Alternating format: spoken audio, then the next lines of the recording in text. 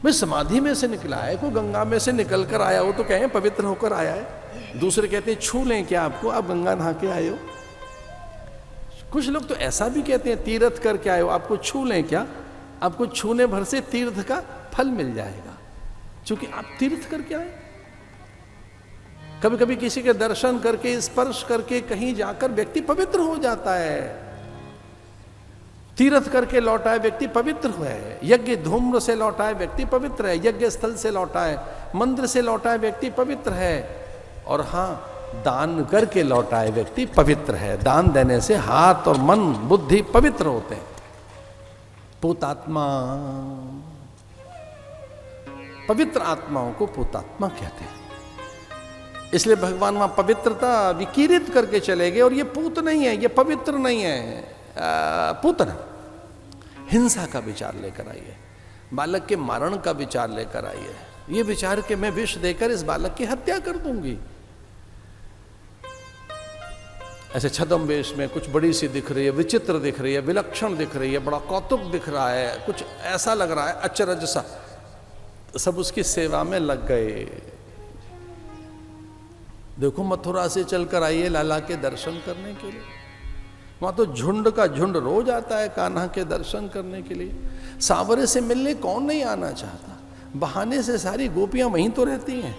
कोई कहती है चंदन लगा दें, कोई कहती है मयूर पिछ हम ठीक कर दें, अंगरखा कारी कमरिया, और कुछ तो रोज बहाने से एक काम में लगी हैं। पूरी ब्रजवासिनी पीतांबर बना रही हैं। अब घर में कोई और काम नहीं है, ठाकुर के लिए पीतांबर बन रहा है। वनों में निकलते हैं छोटे छोटे मयूर पक्ष ढूंढने के लिए। कोई माखन, कोई मिश्री, कोई लड़ुआ, पूड़ी, पकवान, कोई व्यंजन, मधुर मिष्ठान, कुछ तो ऐसे ही कर रही है। यमुना का जल ला रही है, कोई चंदन घिस रही है, उसमें केसर कर्पूर मिला रही है। एक तातो तातो जल लेकर आ रही है। तातो माने उष्ण जल, किंचित उष्ण, बहुत ठंडा नहीं, बहुत गर्म नहीं, बीच का सा, कुछ निवाया सा ले आई जल भरकर। यशोदा कहती है ये क्या है, कि ये जमुना जी का जल है, थोड़ा गर्म करके लाई है। और ये क्या है, ये उबटन है। और ये क्या है, ये काजल हम लगाएंगे ना। और ये कारी कमरिया, पीतांबर, ये अंगरखा है, ये बीजना, पंखा हम लाई है। तो यशोदा ने पूछा कि फिर मैं क्या करूंगी। बोली नहीं, आपका कोई काम नहीं, कान्हा को हम खिलाएंगे, बैठी रहो बस। पहले ऐसा ही होता था संयुक्त परिवारों में। माता के हाथ में तो बालक तब जाता जब उसे दूध पीना है, अन्यथा तो ज्येष्ठाएं, कुलमान्याएं, पूज्याएं, परिजन पुरजन, बंधु बांधव आ जाते। कितने संस्कार विचार मिलते थे बालक को, हजार हाथ मिलते थे। अब एकल परिवार है तो कैसे संभालें। अब अनुचरियां रखी गई हैं, दासियां रखी गई हैं, द्रव्य देकर और नौकरानियां रखी गई हैं। राम जाने वो कितना संस्कार देंगे, बालक के कैसे विचार बनेंगे।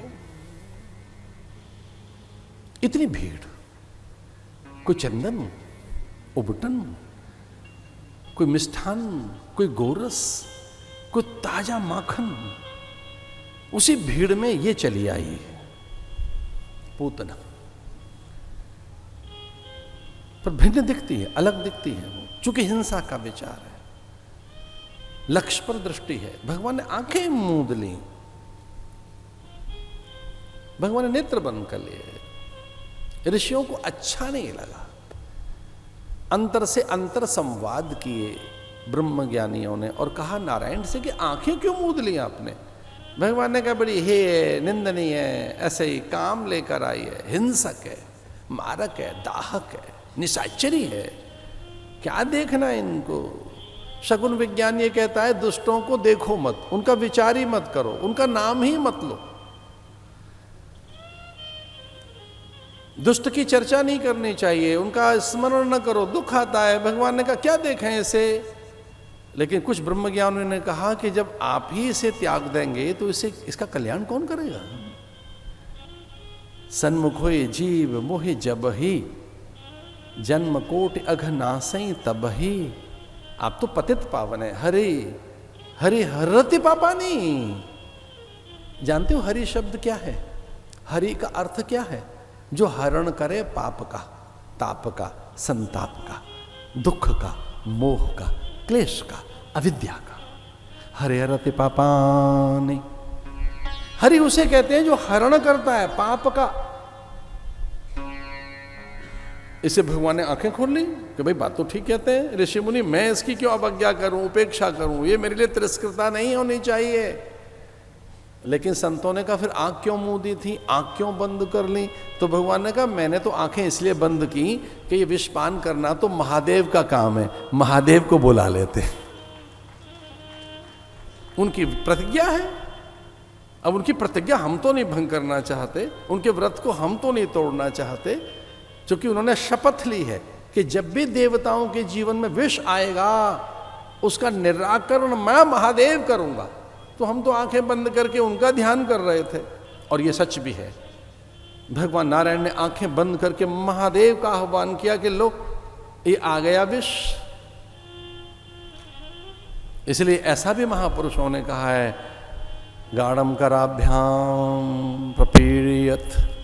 भगवान ने ऐसे गाढ़ उसके स्तनों को पकड़ा तो तत रोष समन्वित पिबत। क्रोध और आवेश आ गया भगवान के मुखमंडल पर। सांवरा कृष्ण गोरा हो गया।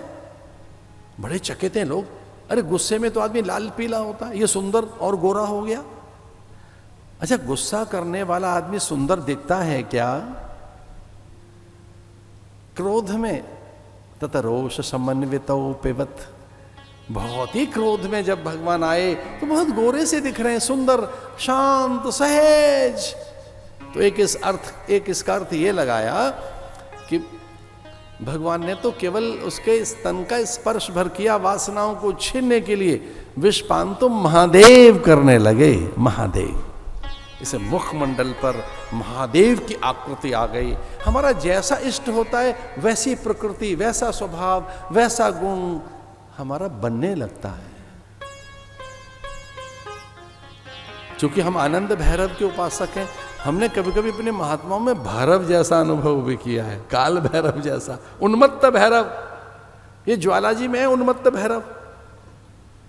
भैरव वहां ज्वालाजी में रहता है ऊपर, उसका नाम है उन्मत्त भैरव। हमारे यहाँ काशी में जो भगवान के साथ भैरव है वो काल भैरव है, कोतवाल है वो वहां का। उज्जैनी में भैरव। मैं यहां भी अपने पूज्य आचार्यों से पूछ रहा था कि भैरव हैं क्या? कहने लगे यहां भी भैरव है।